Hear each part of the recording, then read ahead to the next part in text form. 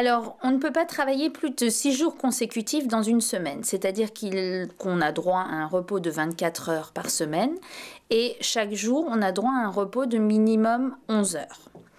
La loi prévoit un repos hebdomadaire le dimanche, mais il y a des dérogations possibles. Quand il y a des contraintes de production ou les besoins du public, par exemple dans les hôtels, les restaurants, on verrait mal qu'un restaurant soit fermé le dimanche. Il y a le commerce de détail alimentaire, donc là le travail du dimanche matin est autorisé, mais les salariés doivent être payés 30% de plus pour le travail du dimanche. Dans les zones touristiques internationales et certaines gares, comme à Paris par exemple, le travail du dimanche est désormais autorisé.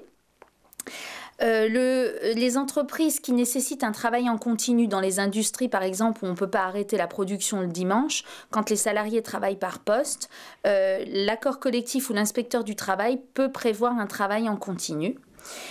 Le préfet peut également prévoir un travail du dimanche quand le repos serait préjudiciable au public ou compromettrait le fonctionnement de l'établissement.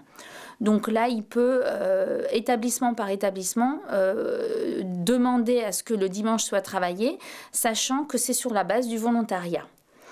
Le maire peut également 45 fois dans l'année prévoir pour le commerce de détail un travail du dimanche.